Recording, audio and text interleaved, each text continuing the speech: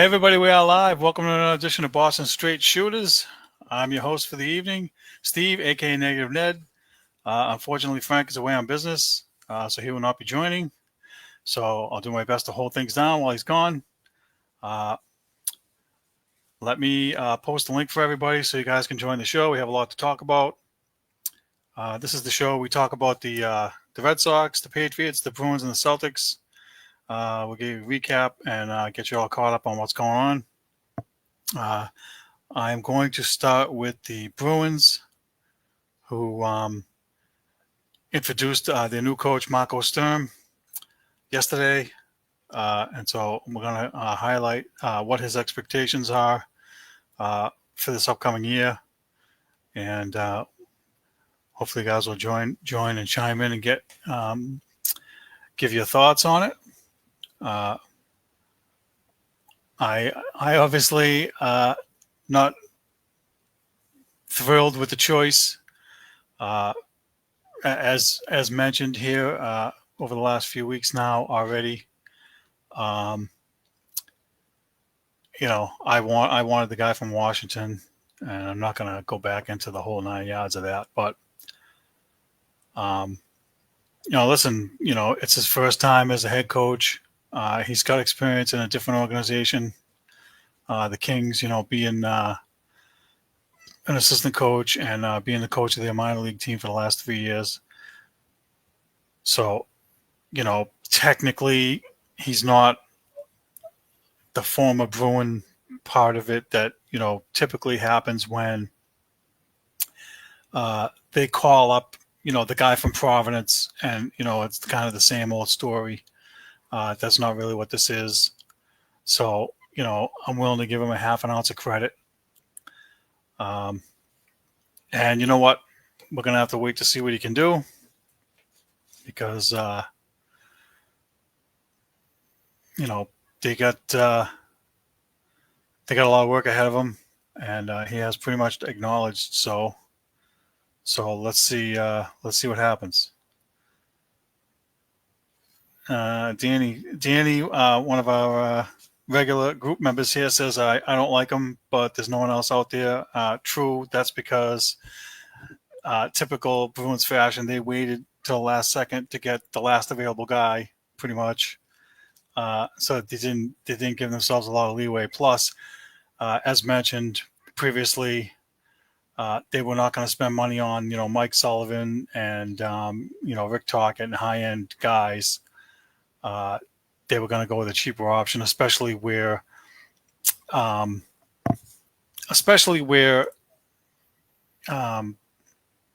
Sweeney is only under contract for 3 years. So, they're not going to invest big money there. And so, this is some things that I read from his press conference and some stuff that somebody wrote that these are my takeaways here, which we kind of already know. We kind of already know how this was going to go based on what they did at the trade deadline last year. The Bruins are asking a lot. They want Marco Sturm to develop the young players, fix the power play, maintain the culture, and get the Bruins back on the right path. I don't know how many of those he can achieve. If I had to pick one out of all those, I would say develop the young guys because they have not had to rebuild or develop young players here, at least not a whole bunch of them at one time, which is what they have now. So his main job, in my opinion, is to develop these guys and turn them into NHL ready players, not AHL. They can't have guys that are tweeners. They can't have guys that are going in between AHL and AHL. They need to get these, whatever they have, young guys, and they are legit guys, and hopefully he'll get more out of them than anybody else is getting. So that's a big ask, and obviously being in AHL last 3 years, he's had a rapport with developing young guys down there, or at least working with them. And, as we've mentioned a number of times when we talk about, coaches that do well with young players and coaches that don't, that need veterans. I would look at Claude Julien, even though he was here for a long time. There was 1 or 2 years where they were basically asking him to develop guys. He couldn't really do it. The young guys, he did not mesh well with them. They needed veteran leadership, veteran guys.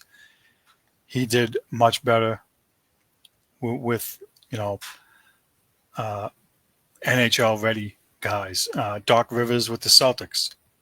There were some lean years there where he had a bunch of young guys, couldn't win with them, couldn't develop them. He did much better when they had the NBA ready guys, Kevin Garnett, Paul Pierce, and Ray Allen. When they got Ray Allen and Garnett, and they added legit guys onto the roster, he was much better as a coach. And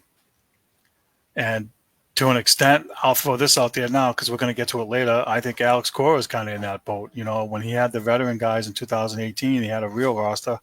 They won the World Series. Now they're asking him to develop all these young guys at major league level, and they're not ready. So this is kind of the same thing. So Marco Sturm, hopefully he can get more out of, I don't know what he can get out of Fabian Lysell. That guy's a complete waste. As far as I'm concerned, they should already traded him twice for a bag of pucks. But let's see. They have guys like Matt Poitras and Fraser Minton. Casey Middlestat, Hustendinov. The guys they got back in the deals at the deadline. Those guys are gonna be counted on, and so hopefully he can get a lot out of them. Going forward. So, I want to talk about some things that caught my attention from his press conference. And actually, specifically, he was on afternoon sports radio yesterday, and he did a sit-down interview. And, he made one thing clear in his first press conference is that job security, including in net, will be earned, which I like. I think that's, no one should be comfortable and just feel like the job is theirs. The best players should play regardless of how much their salary is. We gripe quite a bit sometimes when, there's a high-priced guy that kind of sucks, and then, the lower guy's killing it. And it's obvious that there's a mandate from upstairs that, listen, we're paying this guy, $20 million a year, and we're only paying the other guy $4 million. But you know what? We got to get that guy out there because we're losing our shirt. And, so they force feed, I really do think this happens across all sports, across all teams. Sometimes you see a guy out there and they're like, this guy stinks. He's terrible. Why is he out there? I think that it gets mandated. So I hope that he's able to stick to this. And, if Jeremy Swayman's having a hard time next year, like this past year, and he's kind of crapping the bed, then you know what? He deserves to sit on the bench. I said it at the end of last year. At the last six or eight games, he should have sat. I wouldn't have played him. But that's neither here nor there. The slate's clean, and hopefully he'll stick to what he's saying. He says, I can tell you this. It doesn't matter if it's a goalie or a player. The player always dictates how many minutes he's going to play and how many games he's going to play, and if he's going to get scratched or not. If he doesn't play well, then hey, we have another player or goalie, whatever it is. That's how I am. So, he's giving everyone a clean slate and making it clear excellence is the only expectation. And so his expectations are excellence. That's got to come right out of the gate. So, sounds good on paper. Talk is cheap. It's easy to talk, and it's harder to actually execute it.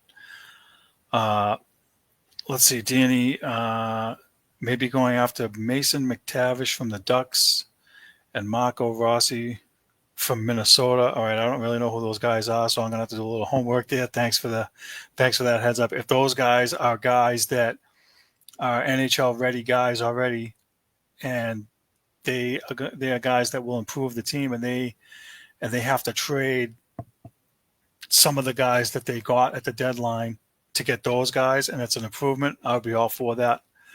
Also, draft Brady Martin, who's a Swiss Army knife. Okay, I don't know who he is either. So the draft. All right, so I think probably next week I was gonna get to this. I think probably next week. A couple studs. Okay, thank you for that. I'm going to do a little research on them. So next week I'll have some research on these particular guys, a rundown of the restricted free agents and free agents, and also the top like 10 or so draft picks, who the Bruins should be looking at, because the draft, I believe, is 2 weeks from now, and they're picking 7th. Excuse me. Do my own homework. Yeah, well, I wasn't prepared for that homework in this particular show, because it's too soon. As we get closer to the draft and free agency, that's the time to have that stuff. So, like I said, next week I'll be doing some homework over the next week. So the next week's show we'll have a deeper dive into, what they should be looking at. And again, I mentioned this already. Everybody should be up for trade, except for Pastrnak. He's the only untouchable in my opinion. The number 7 pick. I really don't want them to trade this year's number 7 pick. They've traded every freaking pick that they've had over the last I don't know how many years. So they've had almost nobody, but they do have multiple first round picks in 2026 and 2027, the next 2 drafts. I would be fine with trading some of that draft capital to get somebody. But this year, where they're number 7, they need to get a guy in the pipeline, like a legit guy, not a Fabian Lysell. He's got to be better than that, and a guy that they can develop over the next 2 or 3 years and get him in here and feel good about who they're getting. That's been missing for a long time. Now, do we trust them to do the right thing? Probably not. I mean, in order to trade the number 7 pick though this year, they kind of got to get a haul somehow for it, or at least a player back that's in their top 6 that's a goal scorer, in my opinion, right away. That's a legit 30-goal guy. That's the only way I would trade the number 7 pick. And that guy can't be freaking 34 or 33 years old. That guy's got to be like 27, 28 tops, and they can get him for 6 years under contract, whatever. And I know that it's far-fetched. It doesn't really happen. Teams don't usually really, at this point, trade those kind of guys. But in order to trade a top 10 pick, that's what I would want back in return. I would want a legit, at least number 2 goal scorer, or top goals, whatever, top 6 guy. They got to get a top 6 goal scorer. They got to get a guy that can score goals. They just can't settle for less. And if not, I want them to pick. I want them to make a legit pick and try and develop, because they need them. They need those guys. What's that guy? Hagen's from BC. Now, if that's the guy I think it is, he's probably going to be gone before 7. He's probably in the top 5, if I had to guess. If that's the guy I think it is. I'd be stunned if he was there for the Bruins to get him. I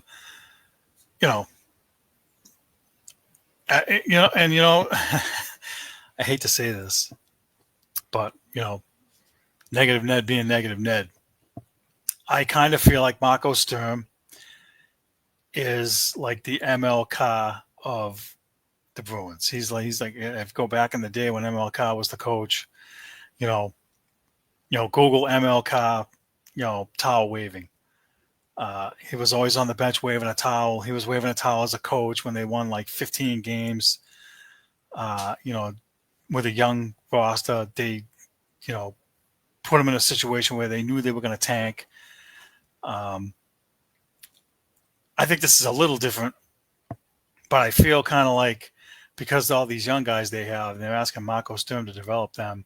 I kind of feel like he's in the same boat. He's got to be a cheerleader. He's got to wave pom poms, and you know,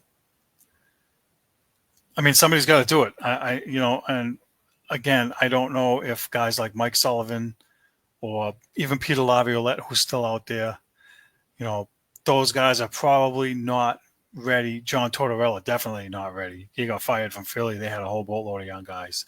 So these guys need veteran guys. They need to be coaching veterans and not youngsters and rebuilding. Give them a chance. There's not much more we can do. I agree. There is not much more you can do, especially when, I think that they tried to wait out Dallas firing Peter DeBoer, because I think if they had waited an extra day or two, maybe there's a chance they would have went with him instead of Marco Sturm. But given that he basically threw the goalie under the bus and got himself fired, I don't think the Bruins, even though that's kind of their MO, they typically blame the goalie or the coach when they lose. That's the way they've always operated. He probably would have been a perfect fit for that, but I don't know how he is with the young guys because I didn't study him enough. But that's definitely going to be interesting. I'm just hoping that Scotty Bowman isn't walking through the door. I said it before. Scotty Bowman couldn't coach this team. No way.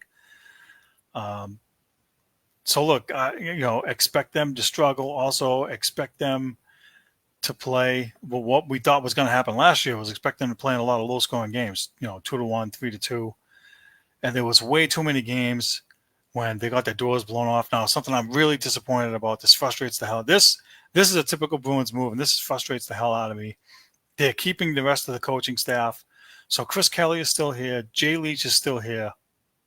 And goalie Bob, the goalie coach, Bob Essens, is still here. And so I don't understand how they roll these guys over. I wish that they'd let the new coach pick his own guys, because I think it's unfair that they don't let him. It's kind of like what happened to Bill O'Brien when he was here 2 years ago with Belichick. He wanted to hire his own, offensive line coach and this coach and that coach, and Belichick was like, nope, you can have a tight ends coach. That's it. I mean, I don't get. Chris Kelly was in charge of the power play last year, and they were terrible. Why is he still here? They need another voice to fix that. And again, nothing against Chris Kelly as a player, as a Bruin, he was good. What they needed out of him is fine. But when you fail the way they did last year, you want to really wipe the slate clean. Those guys need to go. Jay Leach was here last year too, interviewed for the head coaching job. Now watches another guy get it. Is he going to be okay with that? I mean, or did they maybe give him like a wink, wink, nod, nod kind of thing? Like, if Sturm goes, you're going to be next. We'll just promote you, like they did with Joe Sacco when they fired Montgomery. I want them to completely clean house. Yeah, I mean, they already did. The players are all new pretty much. They played, 20 games together? I mean, I don't care that the only one of them that I would have kept is goalie Bob.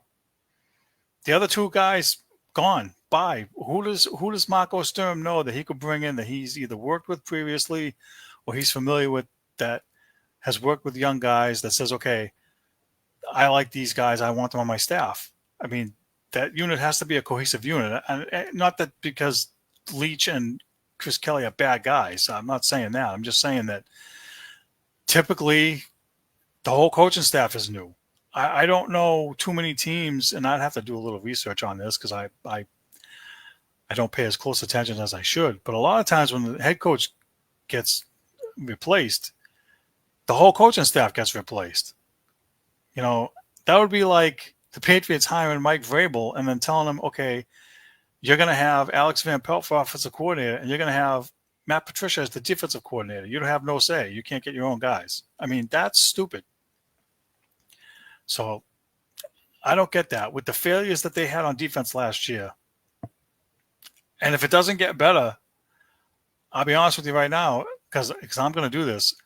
If I see that them giving up 5 goals in a game and 6 goals a game like last year, and it doesn't get better, then I'm going to be calling for their heads because you didn't change them out, and you didn't fix it. You didn't make it better. But those are the first guys I'm going to point to, because it's up to them to get the most out of the guys that they have now at this point. Anyway, all right, let me watch the time here. We need to move on. We're going to move on to the Red Sox. The Red Sox, where's my next thing here? We have exciting Red Sox news finally. Roman Anthony got called up finally. I know a lot of people were waiting for this. I'm not 100% on board with this. I like him. Don't get me wrong. He's definitely got all the tools, but I just think that if you're going to do this, then somebody like Christian Campbell has to go back. They got way too many young guys now. This to me is like all the guys are getting on-the-job training at the major league level, and they're not ready. I don't think that all these guys are ready. Maybe Roman Anthony is probably the most ready out of all of them, but you got Christian Campbell playing second base, making errors up the wazoo and hitting like 230. I would have sent him back, and I don't know. I would have put somebody else at second base. I would have put Rafael at second base. I would have put Duran in center field, and I would have put Anthony in left, and I would have put like Ref Snyder in right or something, because the lineup, I mean, it just feels like you're developing young guys up the wazoo. I mean, how many more can you have? So, I mean, poor kid, his first game out in right field, ball goes under his glove, makes an error. It's got to be like the worst feeling. And you know what? They screwed it up too. This is typical freaking Red Sox, right? They wait till like 4:00 in the afternoon and be like, hey, grab your stuff. You're coming to Worcester. Well, meanwhile, the guy packed his luggage and his glove is on its way to like some minor league ballpark out in the Midwest. So he doesn't have his glove. I don't know what he had for a bat. Don't know if he had his uniform or his cleats or anything. I mean, could you wait any longer? Like, why did you wait until freaking 7:05 when it's the first pitch and call him up, you morons? I mean, why couldn't they have done that like 10:00 in the morning and give the kid a chance to get his crap together? Then he gets there after fighting rush hour traffic. He probably had like 5 minutes on the field with everybody, and then you throw him in the lineup. It's like, this is just typical of them. It's so annoying. But last night he kind of made a little bit amends. Rifled a 2-run double down the left field line, knocked in 2 runs. It was the game-winning run. They won the game 3-1. He made a nice sliding catch out in right field. So,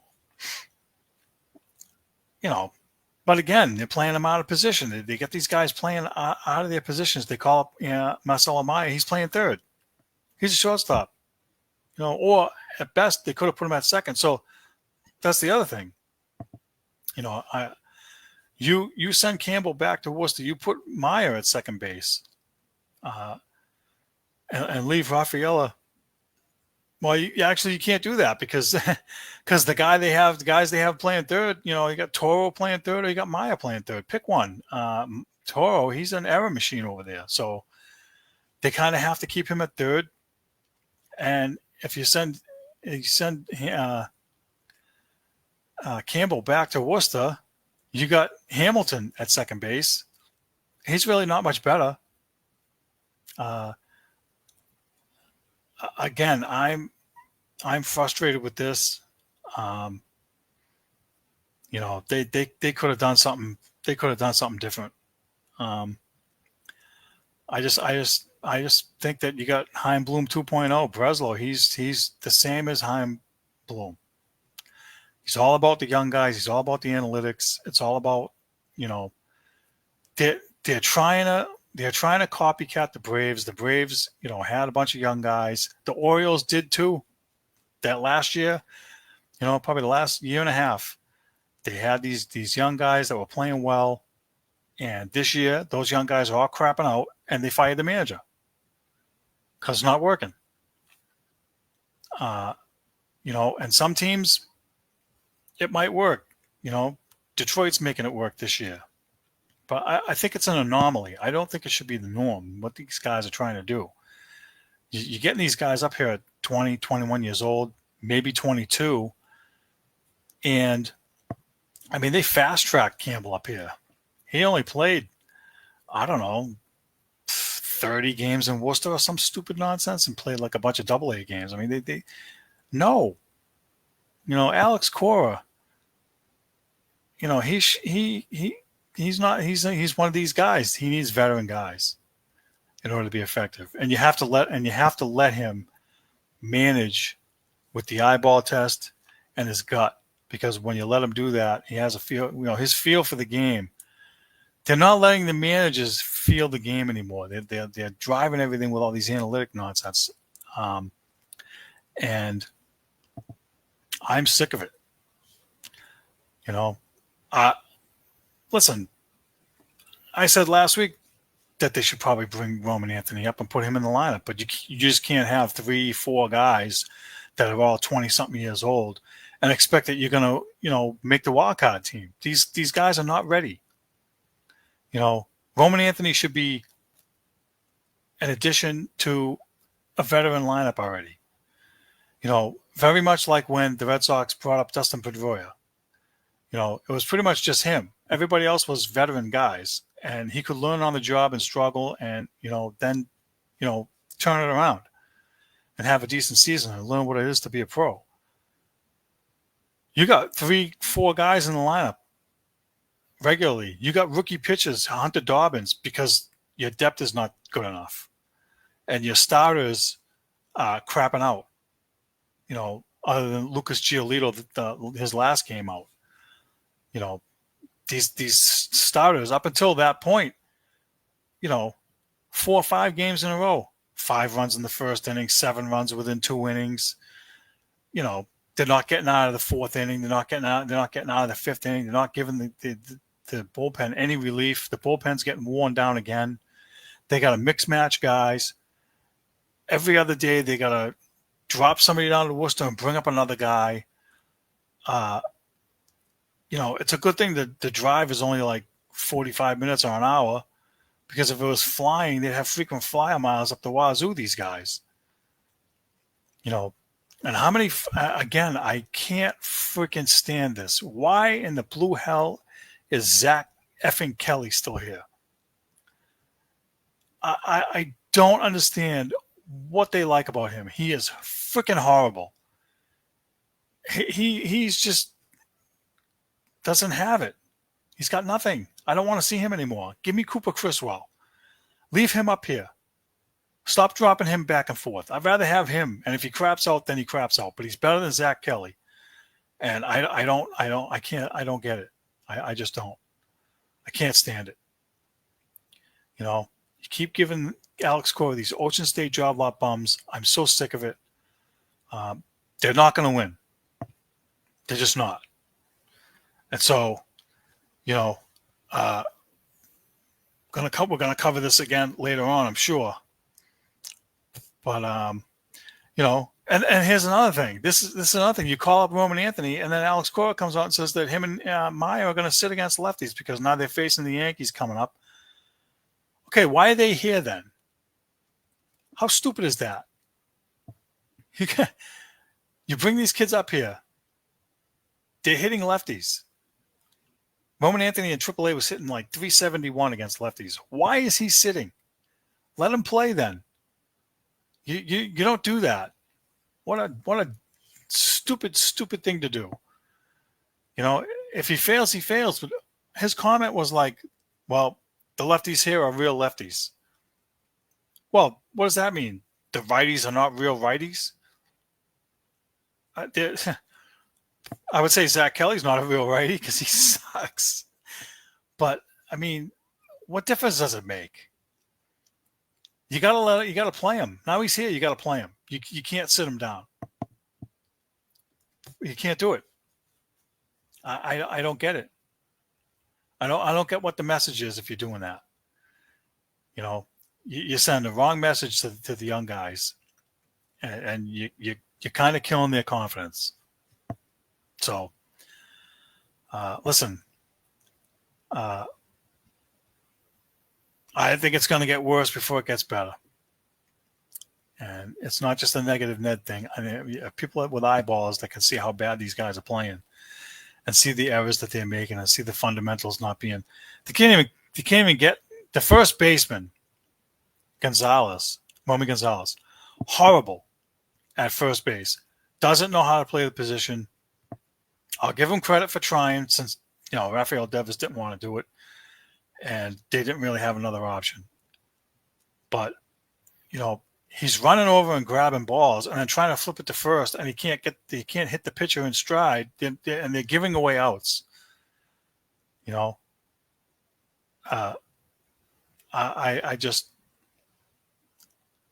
don't know. I don't know how they fix it. They got to get another guy. They got to get another guy that can play first base besides him. Toro's Mets over there too. Again, these are like 4A guys. These are the guys that should be going between AAA and the big club. I don't know. But I am going to say this, because it is one of the poll questions for the week. And I heard something very interesting today on sports radio, and I really wish Frank was here for this, because I know how he thinks about what the sports radio guys do. And so look, you got to take. I'm just going to say this: take it with a grain of salt, because when they say stuff, we don't know where it comes from. We don't know how true it is. But in this particular case, I do think there's some truth to this, because I brought this up with Frank a few weeks ago. And so here's the blame game: Breslow versus Cora. I have who said it and what radio show they were on, but I'm not going to say it here because I'm not sure what the rules are. But they said that they talked to somebody at the Red Sox, and they said, I like Alex, but he's different. He's not as engaged. He's not as locked in. Some of his decisions are strange. Also said there's a lot of dysfunction between the front office and the manager's office. They just can't get it together, and it's affecting other parts of the organization. And Breslow, maybe they gave him too much authority to do this, but Breslow has wiped out a lot of institutional knowledge. Okay. So I brought up with Frank a few weeks ago that I thought that he was waving the white flag. I called 98.5 The Sports Hub a few weeks ago, and I brought it up that I thought he was waving the white flag. And the reason I thought he was waving the white flag is because Breslow and all this analytic garbage and all these young guys, they're forcing a square peg into a round hole. Cora is not built for this. He's not built for a rebuild like this. You're not going to the playoffs with a team like this. And so this is one of those things I talk about at work sometimes where, expectations, reality and expectations don't meet in the middle. They butt heads. The expectations from the front office, from Breslow, is that we're going to put all this analytics crap in here. We're going to bring in the young guys, and we're going to make the playoffs. And Alex Cora is like, the reality is, no, the hell you're not. And I'm waving the white flag now. And I'm just going to do whatever you guys tell me to do. I'm going to go by the numbers, and I'm going to have Zach Kelly, and we're going to keep losing. And these are the results you're going to get. And too bad. And I really feel that, that he's doing the best he can. I think publicly he just tries to say the right things, but behind closed doors, he's got to be pissed off. I wouldn't blame him if he's disengaged. And I don't understand if the difference in philosophy is that different, why you would keep Alex Cora and sign him to an extension. Why bother with that? And I mentioned this when Breslow got brought on because Cora was still here and he had whatever was left on his contract. He didn't have an extension yet. And I was like, look, I mentioned this to Frank, or whatever on here a couple times. The new GM usually hires his own manager. The manager is usually not in place already. And we have said, Frank and I both said, if we had to pick between Heimblum, Breslow, or any of these other analytic idiots and Alex Cora, we would pick Alex Cora in a second because he's a damn good manager. And if he leaves and goes to another team, that team's going to the playoffs because they're not going to build it stupid like this. So, I blame Breslow. I blame him for putting Alex Cora in a bad spot.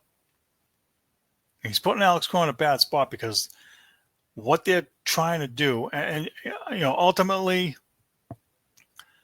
again, everybody knows ultimately it starts at the top with John Henry because he's being cheap. That is like beating a dead horse.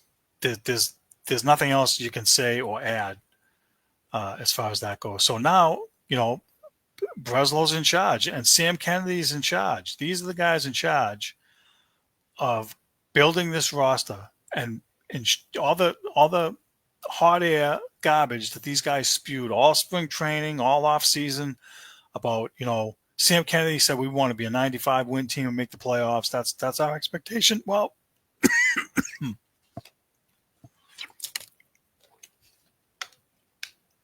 excuse me. That's our expectation. Your expectation right now is you're in fourth place and you're going to be in last. Again, you ain't making the playoffs. Everybody had them at 92 to 95 wins, making first place and going to the World Series, all these predictions and whatnot. I was willing to give them a half a mulligan and say, okay, 88. You can get 88. And I understand that they have injuries. You have Alex Bregman is out hurt. The pitching staff has had some injuries. Abreu just went down with an injury. But it's no excuse. You can't keep building this roster with Ocean State job lot bums. I'm sick of seeing these guys make the same stupid mistakes over and over and over again. And, people are pointing at Cora being like, well, why isn't he teaching them to play defense better? Maybe he is, but the talent, they just suck. I'm sorry. David Hamilton sucks at second base. The guy makes an error on a routine ground ball every freaking game he plays. Okay, he's a AAA guy. The only thing he's good for is late inning speed on the bases. That's it. And to me, you don't need to tie up a roster spot with just that. Sorry. So he doesn't need to be here. Christian Campbell, up and coming young guy, has potential, top prospect in the organization. They gave him a contract, I don't know, 6, 7, 8 years, X amount of millions of dollars. Now they expect him to be like, okay, no, you dum-dums. You're putting these guys in a bad spot. You're putting Alex Cora in a bad spot. Kid can't play second base yet. He hasn't played enough games at second base to be smooth enough to make it so that they're a playoff team. I have maintained from the beginning of this, and I'm going to keep saying it until I'm blue in the face because they're not going to do it. But Alex Bregman, when he was brought here, should have been known to him, hey, we need you to play second base. We're keeping Rafi at third. That's how it should have went down. They were probably afraid because they probably figured he wouldn't want to move to second base, and they were, regardless of the money. Maybe he didn't want to. So they're just like, well, we'll get him here and we'll figure it out. And that's it. We'll deal with it. We'll deal with the rest of it later. Well, I'm sorry. They've turned this thing into just a complete bleep show. And that starts at the top. That starts with upper management. That doesn't start with Alex Cora. That's just how I feel about it. I just think that, You're not giving the guy a fair shake. If you want numbers and analytics and flotsam and jetsam out there, then hire a robot, fire Alex Cora, get rid of him, get some robot that's going to sit down there and look at numbers and just be like, okay, this is this, and then you still live with the results. You're still going to get bad results, my opinion. And we've touched on this a number of times. We're going to keep touching on it because it's frustrating for me because they want the coaches in all the sports to just read numbers and be like, okay, this is what you're supposed to do with no feel for the game. Nothing about, the manager's gut feeling or his eyeball test. They don't allow the relievers to go more than one inning. Who was it? The closer pitched. I'm drawing a blank on his name, but he threw 8 pitches. You can't bring him out for another inning because he threw 8 pitches. Like, dude, what are you doing? I mean, some of that stuff I'm just mind blown by that. The hitting approach is terrible. That's a function of all these analytics and these drive line guys they brought in. They strike out, 10 times a game, 14 times a game. That's horrible. These guys don't know how to hit. And, a knock on Roman Anthony is, well, he hits too many singles. Don't you need guys to get on base? Isn't that the goal, is to get on base? So what if it's a single? What, everything has to be a freaking 400-foot home run and have a launch angle and exit velocity and all that other happy hoopla crap? No. That hit that he got reminded me a lot of Wade Boggs. That's a Wade Boggs type of hit. He would take, it's an outside pitch. It was basically practically the other batter's box. He stayed back on the ball. He took what was given to him and he rifled it right down the left field line. It was a great hit. I loved it. He turned it into a double. Listen, they need guys that can hit line drives. You don't, young guy goes up to Jim. Again, I'm going on my soapbox here, but young guy goes up to Jim Rice and says, hey, can you assist pointers? But what do I do? But Jim Rice starts teaching. Oh, no, that's not how we do it here. Gone. I'm telling you right now, if they have another 4th or 5th place finish, and I know it won't happen, but I would blow Breslow out of there. I would get him gone. All them and all the analytics. But you know what? It's not going to happen. You know why? Because now they're building a freaking 7-story building across the street, so they can move the offices from Fenway Park over there, probably so they can hire more analytic idiots and have more office space for them. I mean, it's just stupid. All right. I've ranted long enough on the Red Sox. We're going to switch gears now. We're going to talk about the Patriots. We're going to talk about the mandatory minicamp we just had. There's some stuff here I want to touch on. Obviously, the big news is Stephon Diggs showing up at the camp, and the media couldn't wait to get their hands on him yesterday or the day before, and ask him, what happened on the boat and what was the pink stuff and all this other crap, and he gave a standard, lawyer type answer. I don't have it in front of me, so I'm not even going to try and repeat it, but he wasn't having any of it. He wasn't answering the questions, and to me, he shouldn't have to at this point. Nobody really gives a crap. The question is, did he get the message from the coach? Like, hey, listen, this is how it's going to go. And you need to be here. You need to be ready, or you ain't going to be here, is how I'm interpreting how that conversation went. Because I don't know what they gave him already up front for his bonus. But those contracts, you can cut a guy at any time. And at this point, I don't want them to cut him because this is the first time in a while that they've had like a legit guy, a legit number one type guy. Now, is he going to put up, 1,500 yards and like 15 touchdowns? No.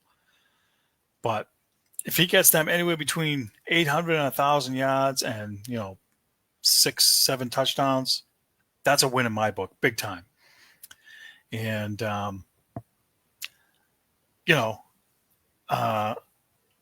I saw something here about him.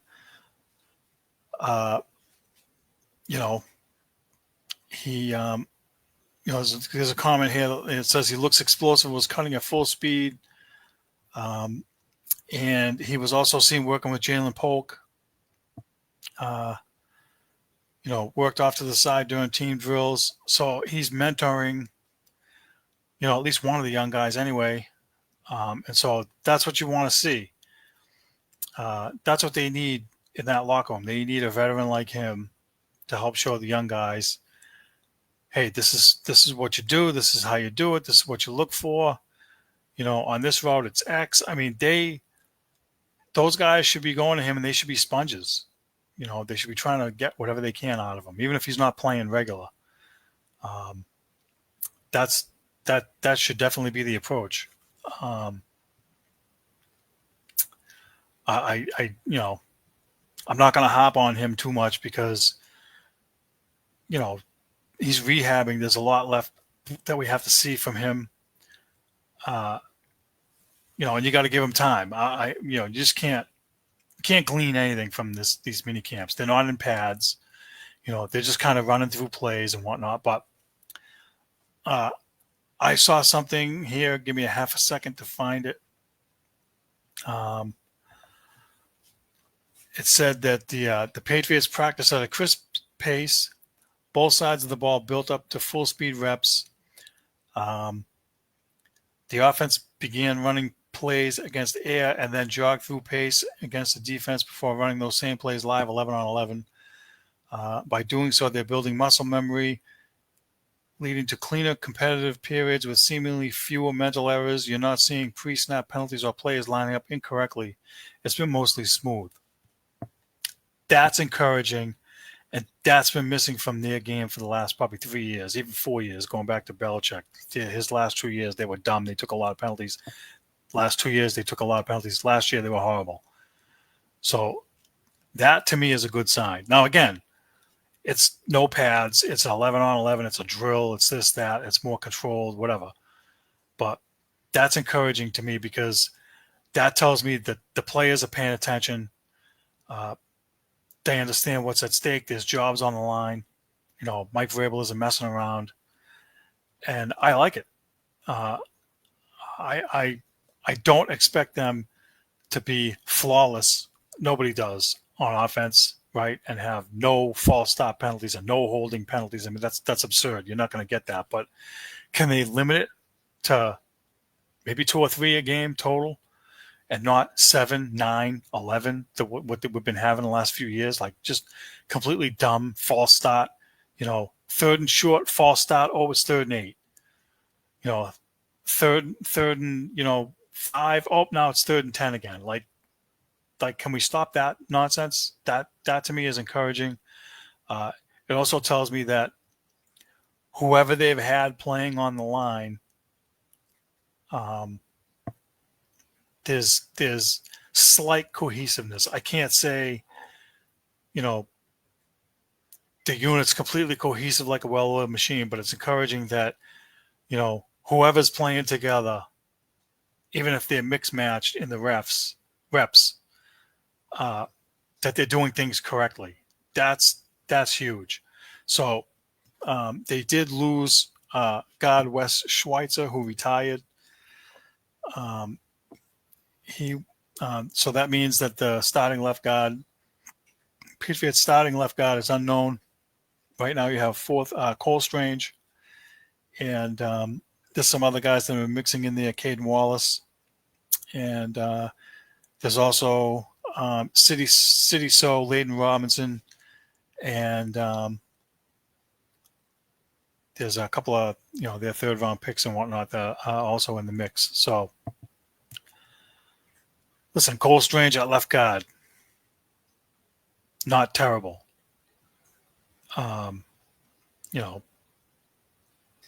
If he comes back and he plays good. If he doesn't and they think it's Caden Wallace and he's better than him, good. What I don't want to see is that stupid experiment they tried last year, Cole Strange at center. Are you freaking high? Who? That to me was just completely freaking stupid. That had no no business taking place there at all. That just shouldn't have happened, in my opinion. But Morgan Moses, the right tackle they signed that was on the Jets, he's had some post-practice summits. To start the spring, he held court with Campbell and other young tackles. However, that group expanded to include more linemen, both veterans and rookies, including Michael Owenu. So listen, that tells me that there's another guy, and this is the leadership I think that was missing last year, and also probably under Belichick's last year. They just had too many young guys, and so you have guys now. And David Andrews is here; he's a veteran as a center, but here's a guy that's, again, he's taking guys under his wing, and other guys on the offensive line are like, oh, this guy's doing an after practice thing. Let me go get with him. And again, being sponges, like I talked about earlier, like that's encouraging. That's encouraging too. And so I like the fact that they have some veteran guys now that they can go to, and these guys are listening and buying in. That's fantastic. There's a note here about Demario Douglas. Pop Douglas has looked at home, working the slot routes in the scheme that has produced high-volume slot receivers such as Jacoby Myers, Julian Edelman, and Welker, to name a few. His quickness inside and to feast on matchups on outside leverage venues was evident. He was Drake May's favorite receiver in the final two practices. That's great. They haven't had a slot receiver since Jacoby Myers. They haven't really had a guy in there. I feel that he could be that guy. I think that too many times last year, maybe they tried lining him up outside. Sometimes it didn't work. So that's great. I like that. The tight end position needs to be looked at. You got Hunter Henry, you have Austin Hooper, and according to this, there's some good competition between Yaheem Bell, Jack Westover, and C.J. Dupre, I don't know how you say his last name. I think he's a draft pick from this year. So look, they need depth there. They need another guy behind besides those two that can catch, and they need at least one guy that can block in the run game, because there's going to be times when you're going to have to put a guy on the end of the line to help block, much the way they used Gronk back in the day. Hunter Henry is not that kind of guy. Austin Hooper, I don't think he is either. So, there's also been some mention of them being used as a potential H-back, which is like a fullback. I would be happy to see that too. All right, watching the time now. This is not good. Long story short, the mandatory minicamp is over. Training camp starts like the third week of July, and so there's really not going to be much going on to discuss with the Patriots until we get closer to that. So I'm going to switch gears here now. We're going to talk about the Celtics. I'm going to talk about Jaylen Brown. He had knee surgery yesterday to clean up partially torn patella. Sorry. He had a partially torn patella knee injury, played with it in the playoffs. And, everybody could see that. Partially torn meniscus. Partially torn meniscus in his knee. So, look, that needs to get cleaned up, and they say he'll be back in time for training camp. So, it'll be good to see him at 100% when the season starts. And so it just tells you, obviously give him credit for toughing it out, especially after Jason Tatum went down in the playoffs. Again, anytime you're not 100%, it's going to show. And so hopefully, he'll come back and he'll be fine. Now there's still the whole rumor thing going around. There's lots of stuff floating around amongst all the NBA now, not just the Celtics, but there's a guy that's a well-known writer that's locked in. Again, not going to say his name because I don't want to break the rules here, but that guy gave an update on the current situation with the Celtics and noted that Jrue Holiday, Kristaps Porzingis, and Sam Hauser are the most likely to be traded. He also admitted that Boston could be open to moving Derek White and Jaylen Brown should they receive a strong enough offer. And so teams are making big offers and calling about Jaylen Brown and Derek White. 100%. The Celtics would prefer not to trade them, but if they got a big offer, they have to look at everything. That's a no-brainer. Listen, I think teams realize what they are as far as salary cap restrictions. They're in the second apron now. Their payroll is looking at $500 million, which is not feasible. You have new owners coming in. I can't say that there's a mandate from them yet to slash payroll, but it would not shock me. It would not shock me if there was. And so this is the same thing I said about Don Sweeney. Brad Stevens' phone should be on fire. And I think overall he's really done a damn good job as the GM. And so if there's a way for them, look, I don't want to see Jaylen Brown get traded. This is unlike, a few years ago when people were trying to run him out of town. I still don't think that's the right answer for them because, now with Jason Tatum being injured, you got to have a number one guy. He becomes the number one guy, in my opinion. So if you trade him, you better get back somebody's number one pick and, some depth pieces or whatever it is you got to do. But, the offer has to be a haul. What this guy says here, it has to be a big offer. There was some scuttlebutt a few weeks ago about them trading with Dallas and getting the number one pick from them and getting that Cooper Flag guy. That might be in play. I would be completely shocked if it happened. I don't see Dallas doing that unless they feel that Jaylen Brown can help them get over the hump and get back to the playoffs and get back in the finals with Anthony Davis and Kyrie Irving. He would make them better for sure. But what's their long-term outlook? Are they looking at getting Cooper Flag and be like, all right, this guy's the future? Nobody knows. So again, everything has to be on the table, so that you're slashing the payroll, but you're not completely crippling the team and making them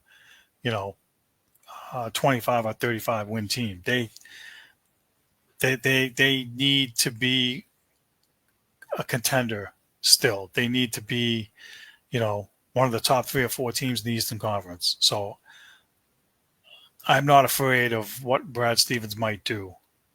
No. Do I want to lose Derek White? No. He's been great for them. But it depends on what you can get back in return. So, any one of those guys, I mean, it's the NBA. Anything can happen. And, a lot of times it's not just a salary dump. We talked about this before.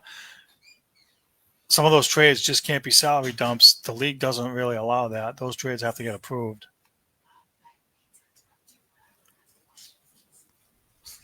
You can't ask me anything right now. Sorry. You have to wait.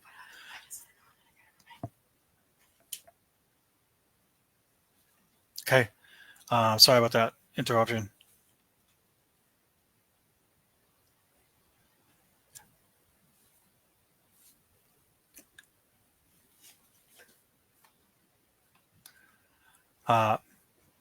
Sorry for that interruption there. Lost my train of thought a little bit. Listen, the draft is coming up. I mean, the Celtics are going to be picking near the bottom again. I think they're picking like 28th or whatever. I don't know where they're picking, but, they're near the bottom. They're not going anywhere. So, I know that Brad Stevens has had a habit of trading 4 number 2 picks. He stockpiled them like Belichick, stockpiling picks. So, I don't know, but I have faith in I have faith in him as the GM to do the right thing. So I'm not really worried about it. And we're going to have plenty of time to dive into that. So, of course, I'm going to overrun what else is new. I'll try and be quick with the rest of this.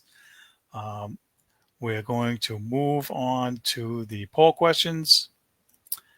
Poll questions from this past week. Bear with me here for a second while I find them. All right. Who deserves more blame for the Red Sox currently being in 4th place in the division, Craig Bledsoe or Alex Cora? Bledsoe got 75%, Cora got 25%. That's a no-brainer for me. And I'm glad to see that a majority of the people think it's Breslow's fault, not Cora's. Next one, are you happy with the Bruins hiring of Marco Sturm as the next head coach? Yes, 0%. No, 100%. So, nobody's really happy with that pick. But again, as mentioned by Danny earlier in the show, who are they going to get? They waited too long. The only real marquee name that's out there now is Peter Laviolette. And had they waited a little longer, it would have been Peter DeBoer, but from Dallas after he got fired. But, not a lot of high-end options there. John Tortorella, again, another high-end guy, but he's too much of a hothead. I think that he wouldn't work here at all. Last question, how do you feel about the Red Sox finally calling up top prospect Roman Anthony? It's about time, 80%. Too soon. It's not fair to him, 20%. So, majority of the people think it's about time they called him up. I'm fine with it. I think that given the circumstances, they probably shouldn't have called him up, but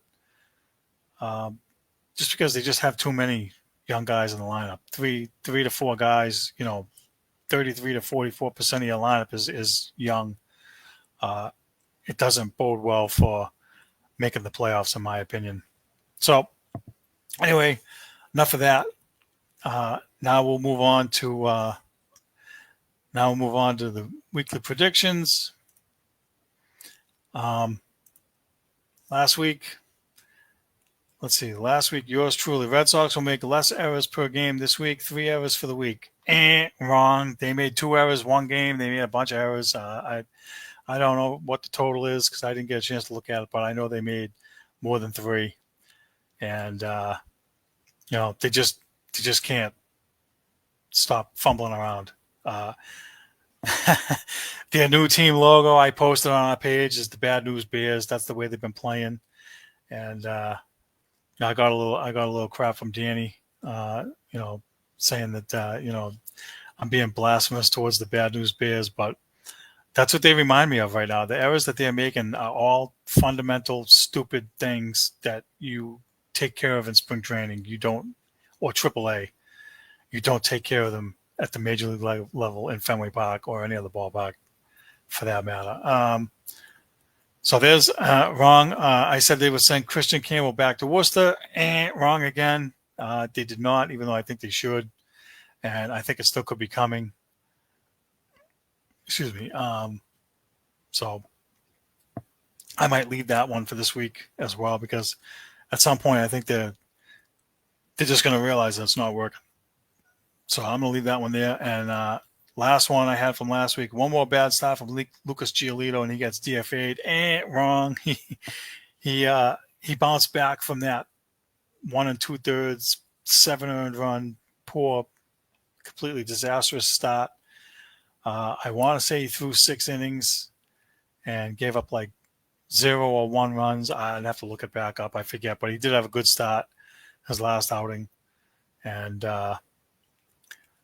listen, he's another guy to me. You're paying that guy $19 million. He's another one of those reclamation guys, Tommy John, blah, blah, whatever. He's not cutting it. He's just not cutting it for me. So I don't know. Predictions for this week. I think I'm going to keep the Christian Campbell one because they have to. They have to make a change. And I think it's going to be him one way or another. You just can't keep doing that. Listen, we've talked about it, and I think even Alex Cora said it. The definition of insanity is doing the same thing over and over again and expecting a different result. So they got to make a change there. I think this coming week, again, Frank would probably laugh at this, but I'll say this coming week, Roman Anthony will hit his first home run as a Red Sox. I think that'll come this week. And let's see. I think there's going to, what I think too? I think more stuff is going to come out about the friction between Breslow and Alex Cora. I think there's a lot more there than's being reported. And I think it's coming out. I don't care what those two guys say. Each one of them is saying something completely different. Breslow sounds just like a robot, just like freaking Chaim Bloom. And Alex Cora is just kind of saying all the right things in front of everybody. But the friction there, I think, is real. The reality and expectations are not meeting each other at all. And I would not be shocked if, you know, we had something come out on sports radio today, and next week, over the course of the next week, some more stuff will come out, because I just think that the dysfunction between the front office and the manager's office is real, and it's going to get worse before it gets better. That's my thought on it. Okay, so that's it. That's the show. Want to thank you all for tuning in. Thank you for the support. Thank you for commentary. Thank you for voting in the polls. Be sure to catch us on YouTube. Like, subscribe, and share. And we'll see you all next week.